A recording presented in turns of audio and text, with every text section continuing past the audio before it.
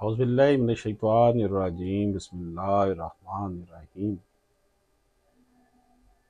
कहो कि अल्लाह एक है, अल्लाह बेनियाज है, ना उसका कोई बाप है ना उसका कोई बेटा, उसका कोई हमसरसानी नहीं।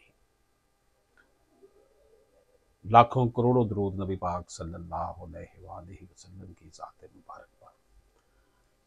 नाज़रीन, आज की गुफ्तगू हम शुरू करने लगे हैं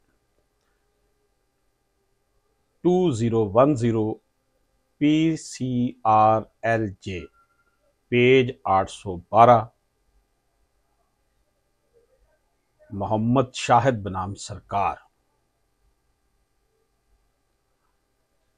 मोहम्मद शाहिद अपील कुनिंदा, इसके साथ सफ़ीर अहमद, शहजाद अहमद, सगीर अहमद, शहजाद अहमद, आमिर बशीर, इनके खिलाफ सेक्शन 302, 324, 148 और 49 के तहत FIR दर्ज हुई।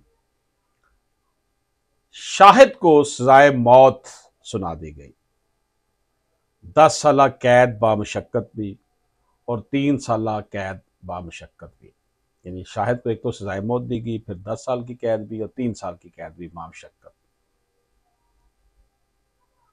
बाकी में से एक इश्तिहारी हो गया, जबकि 2 जो मुल्ज़मान थे उनको बरी करार दे दिया गया। नाज़रीन इकराम, सजाए मौत के केस में क्या बगैर वकील के मुल्ज़म को की जो कन्वेंशनल स्टेटमेंट होती है उसकी बिना पर सजा दी जा सकती है, जो इतराफ़ी बयान की बात हो रही। इस फैसले की एक अहम बात यह भी था कि इसमें मिरांडा रोल को रिप्रोड्यूस किया गया, जो कि पाकिस्तान अदालती जूरिस्प्रूडेंस के तनाज़र में एक नया ज़ाविया था। ट्रायल कोर्ट का यह फैसला हाई कोर्ट में चैलेंज किया गया। हाई कोर्ट ने कहा कि अपील कुनिंदा की हद तक चार्ज जब फ्रेम किया जाता है तो वो सेफ़े जुर्म से इनकार करता है, तो शहादत की स्टेज पर पहली समात पे जो मुस्तगीस के वकील की अदम दस्तयाबी पर केस अगले दिन मुलतवी हो गया। जिस दिन अपील कुनिंदा के वकील ना होने की वजह से समात नहीं हो पाई। अपील कुनिंदा के भाई वकील को करने के लिए ट्रायल कोर्ट से वक़्त लेते रहे। अगली समात पर यह अपील कुनिंदा कन्वेंशनल स्टेटमेंट रिकॉर्ड करने के इरादे का इसने इजहार किया। ट्रायल कोर्ट की समात के अबूरी हुक्मनामे से जाहिर होता है कि अपील कुनिंदा के इस अमल के पीछे वकील अंगेज ना कर सकना था। इस बना पर ट्रायल कोर्ट अपील कुनिंदा के लिए स्टेट काउंसिल मुकर्रर करती, ताहम अपील कुनिंदा ने इतराफ़ी बयान, जिसमें उसने तमाम जराइम को कबूल किया, रिकॉर्ड करने पर बज़िद रहा।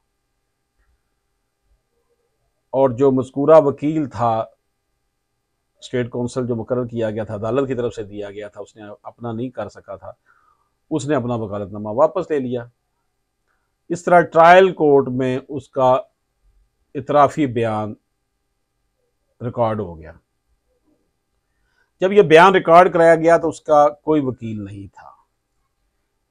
अगली समात पे एक और वकील सरकार के खर्चे पर अपील कुनिंदा के लिए मुकर्रर किया गया और इसने जो कन्वेंशनल स्टेटमेंट दी थी, कॉन्फेस किया था, इतराफ़ जुर्म किया था, उसकी बिना पर अपील कुनिंदा को सजावार ठहरा दिया गया।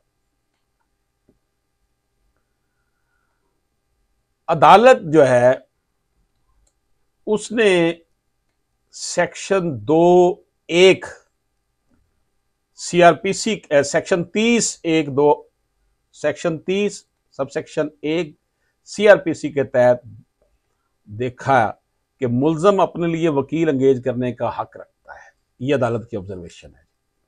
आर्टिकल 161 161 कानून शहादत आर्डर के तहत अगर अदालत सजाए मौत के केसेस में गवाह पर जिरा करने के लिए कौंसल मुकर्रर नहीं करती तो फिर लाजम हो जाता है कि सच्चाई तक पहुंचने के लिए खुद गवाह पर जिरा करें। मौजस अदालत ने यह नोट किया कि इस केस में ट्रायल कोर्ट ने ना सिर्फ ज़ेर दफ़ा 20 के तहत वकील मुकर्रर नहीं किया, बल्कि आर्टिकल 161 कानून शहादत आर्डर के तहत अपना फरीजा भी उसने अंजाम नहीं दिया। नाज़रीन इकराम, अदालत ने करार दिया कि आईन पाकिस्तान का आर्टिकल 10(1) हर शहरी को अपनी मर्जी का वकील करने का हक देता है, जो कि मिरांडा रोल से मुताबिकत रखता है। अदालत मिरांडा बनाम एजियस नॉक केस के तय करदा 4 असूल रिप्रोड्यूस करती है इस फैसले में। दौरान तफ्तीश मुल्ज़म को मतला किया जाएगा कि किसी सवाल का जवाब न देने की सूरत में खामोशी इख्तियार करना इनका हक है। नंबर 2, मुश्तबा शख्स को खबरदार किया जाएगा कि जो कुछ भी वो कहे वो इनके खिलाफ अदालत में इस्तेमाल हो सकता है। नंबर 3, मुश्तबा शख्स दौरान तफ्तीश भी वकील का हक रखता है। नंबर 4, अगर कोई शख्स वकील की इस्तात ना रखता हो तो दौरान तफ्तीश रियासत इनको वकील मुहैया करेगी। मिरांडा रूल या इस केस लॉ के सबब अदालत इस रिजल्ट पर पहुंची कि मुल्ज़म अपनी मर्जी का वकील करने का हक रखता था। अगर वो वकील का करने की इस्तात नहीं रखता तो अदालत रियासत उसे ऐसा वकील मुहैया करेगी जिस पर इसको इत्मीनान हो। इस केस में ट्रायल कोर्ट ने अपील कुरिंदा को बुनियादी हक से महरूम रखा।